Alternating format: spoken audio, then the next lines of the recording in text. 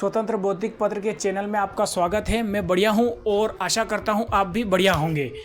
आज का हमारा विषय 6 राज्यों पर रहेगा चुनाव का दारोमदार। महाराष्ट्र, बंगाल, बिहार, कर्नाटक, झारखंड, ओडिशा से तय होगी सीटों की संख्या। 6 राज्यों पर रहेगा चुनाव का दारोमदार। चुनाव के पहले चरण का मतदान होने के साथ माहौल दिलचस्प रूप से गर्म हो चला है।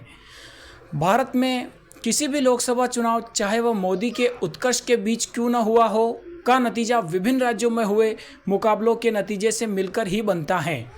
गठबंधन के 25 साल 1989 से 2004 के दौर में भारत में हुए आम चुनाव 9 सेट वाले टेनिस मैच की तरह थे।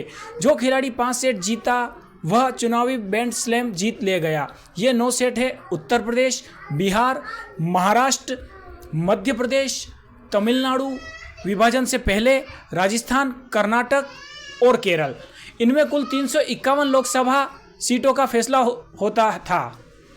जो पक्ष इनमें से 5 को जीतता वह 200 सीटों के आंकड़ों के करीब पहुंच जाता था, जो कि किसी गठबंधन के लिए 272 के बराबर है। यह गणित 2014 में खत्म हो गया। इस बार के चुनाव के लिए हम इस गणित को बदल रहे हैं और इन 6 राज्यों को इसमें गिन रहे हैं। महाराष्ट्र, पश्चिम बंगाल, बिहार, कर्नाटक, झारखंड और ओडिशा 193 लोकसभा सीटों का फैसला करने वाले इन राज्यों में जबरदस्त टक्कर है। ये तय कर देंगे कि 4 जून को आने वाले नतीजों में भाजपा को कुल कितनी सीटें मिलेगी। अगर उसे ज़्यादा सीटें जीतनी है तो इन्हीं राज्यों को जीतना पड़ेगा। अहम 1977 में बनी सरकार को पहली गैर कांग्रेस सरकार माने तो उसके बाद से जन्मे मतदाताओं के लिए लोकसभा में बहुमत का विचार अनजाना ही होगा। इसलिए 2014 में मोदी की जीत को वे विपक्ष का सफाया मान सकते हैं। मोदी 282 सीटों के साथ मामूली बहुमत ही पा सके थे। 1996 में कांग्रेस के ओल्ड गार्डर से अलग होने के बाद इंदिरा गांधी तब की लोकप्रियता लोकसभा में प्रायः 350 का आंकड़ा तो हासिल करती ही थी। 2019 में पुलवामा, बालाकोट के कारण राष्ट्रवादी भावनाओं के उभार ने भाजपा के वोट प्रतिशत में बड़ा इजाफा तो किया, लेकिन कुल सीटों की संख्या 303 पर ही पहुंच गई।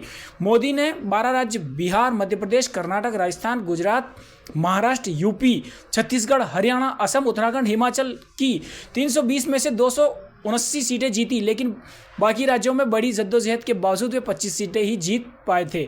उनकी पार्टी ने बंगाल और ओडिशा में अच्छा प्रदर्शन किया, लेकिन वहां के अग्रणी दलों से बहुत पीछे रही। भाजपा ने 224 सीटें पर 50% से ज़्यादा वोट हासिल किए थे, जबकि राजीव गांधी 1984 में रिकॉर्ड 414 सीटें जीतने के बावजूद 48.12% वोट ही हासिल कर पाए थे। इससे 2 निष्कर्ष निकलते हैं। एक यह कि इन 224 सीटों में भाजपा के वर्चस्व वाले 12 राज्यों की जो सीटें हैं उनमें से अधिकतर पर 2024 के दूसरे दावेदार को कहीं तीखे मुकाबले का सामना करना पड़ेगा। बावजूद इसके कि विपक्ष ने गठबंधन किए हैं, कुछ जातियां नाराज हैं और पुलवामा जैसा कोई भावनात्मक मुद्दा भी नहीं है। हरियाणा का ही उदाहरण लीजिए, जहां भाजपा के लिए कई प्रतिकूलताएं हैं। केंद्र और राज्य की भाजपा सरकार के खिलाफ आक्रोश है। विपक्ष में चाहे जितना भी जोश भर आया हो, उसके लिए चुनौती कड़ी है। दूसरा निष्कर्ष यह निकलता है कि आंकड़े यह बताते हैं कि भाजपा ने इन 224 सीटों को एक झटके में जीत लिया, मगर देश के बाकी हिस्सों में यानी बाकी 119 सीटों में से केवल 79 सीटें जीत पाई। बेशक उसने इन सभी सीटों पर उम्मीदवार नहीं खड़े किए, लेकिन 224 सीटें छोड़कर बाकी सीटों की बात करें तो इसका अर्थ यह हुआ कि बाकी सीटें पर भाजपा का स्ट्राइक रेट लगभग 1/4 है। अगर वे 224 सीटें फिर इस बार जीतती हैं तो 370 के आंकड़े तक कैसे पहुंचेगी। 319 सीटों में से करीब आधी जीतनी पड़ेगी। असल लड़ाई यह है कि यह हमें प्रमुख राज्यों पर नज़र रखने के विचार पर वापस लाता है। ये 6 राज्य हैं। 6 राज्य के कुल 139 लोकसभा सीटों का फैसला करते हैं। इनमें से 4 कर्नाटक, बिहार, महाराष्ट्र, झारखंड उन 12 राज्यों में शामिल थे जिनमें मोदी ने 2019 में सफाया कर दिया था। इन राज्यों में मोदी के लिए नई राजनीतिक चुनौतियां उभर आई हैं। बाकी 2 राज्य पश्चिम बंगाल और ओडिशा उन्हें पहले की तरह से चुनौतियां दे रहे हैं। इसके अलावा 100 और सीटें तमिलनाडु, आंध्र प्रदेश, तेलंगाना और केरल ऐसे हैं जो भाजपा की पहुंच से दूर है। 303 का आंकड़ा पार करने के लिए उन्हें इन 6 राज्यों में और करीब 100 सीटें जीतनी पड़ेगी। इन 6 राज्यों में हर राज्य में मोदी का सामना अलग अलग वास्तविकता से है। महाराष्ट्र और बिहार में उसके अग्रणी सहयोगी काफ़ी कमज़ोर पड़ चुके हैं। शिवसेना टूट चुकी है, जदयू बेदम नज़र आ रही है। मोदी के लिए दोहरी चुनौती यह है कि वे अपने नाम पर इन सब के लिए भी वोट जुटाए। झारखंड और कर्नाटक में सरकार विरोधियों की है।